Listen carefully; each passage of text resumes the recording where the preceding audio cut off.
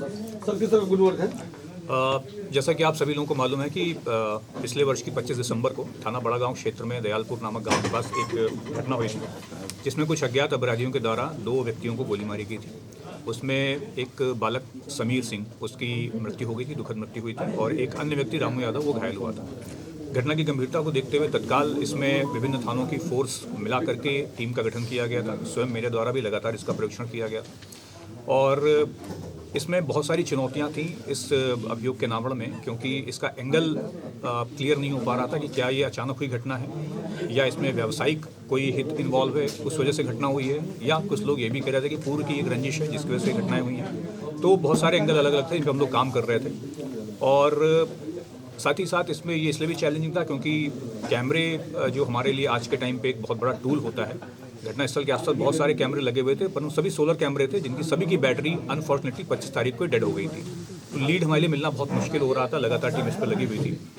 परंतु इसी क्रम में घटनास्थल के पास 200 मीटर दूर तकरीबन एक घर में हमें एक कैमरे की फुटेज मिली, जो हमारे लिए बहुत क्रूशियल एविडेंस साबित हुई। उसमें वीडियो स्पष्ट नहीं था, परंतु ऑडियो कैमरा भी था, और उसमें जो ऑडियो रिकॉर्डिंग हमें प्राप्त हुई उसमें घटनास्थल पर मौजूद कुछ व्यक्तियों के हमें नाम प्राप्त हुए थे, जिन्हें संदिग्ध मानते हुए उन पर काम करना शुरू किया गया।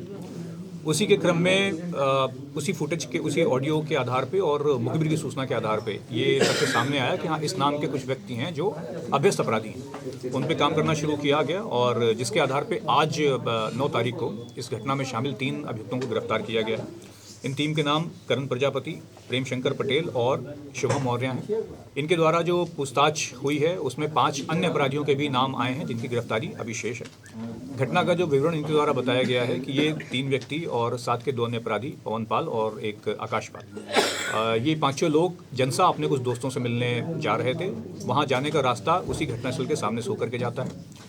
ये लोग वहाँ से जनसा पहुँचे, इन्होंने वहाँ शराब वराब पी, और वापसी के समय जब ये लोग आ रहे थे तो ये 5 व्यक्ति, साथ ही वो 3 दोस्त जिनसे मिलने गए थे, संदीप यादव अन्य, जिनके नाम मैं आगे आपको बताऊंगा, ये सभी लोग वापस आते हैं और घटनास्थल जहाँ पर घटना हुई वहाँ पर ये यूरिनेशन के रुके थे। रुकने के दौरान ही पीछे से रामू यादव और अभिषेक यादव, जो कि वादी और मजरूब थे, उनकी गाड़ी आ रही थी। उनकी गाड़ी इन व्यक्तियों से टकरा गई, जिसके बाद इन लोगों ने, अपराधियों ने, उन दोनों को मारना पीटना शुरू किया। चूंकि वो दोनों उस गांव के ही स्थानीय व्यक्ति थे, आसपास के ही थे, उन्होंने हल्ला मचाना शुरू किया, जिसके बाद वहाँ गांव के कुछ लोग इकट्ठे होने शुरू हुए। उसी के दौरान वहाँ से निकल भागने के प्रयास में इन लोगों ने एक दूसरे को ललकारते हुए गोली चलाई, उनमें से एक व्यक्ति ने, और जो रामू को लगी। गोली चलते के साथ ही जो 4-5 अपराधी थे, वो जिन 2 बाइकों पे थे, उन्होंने बाइक लेकर के भागने का प्रयास किया। जो अन्य 3 अपराधी बचे थे, उन्होंने बाइक के लिए सामने से आ रहे समीर सिंह, जो बालक था वो आ रहा था, उसको गोली मार करके उसकी बाइक छीनी और बाइक छीन करके भागे।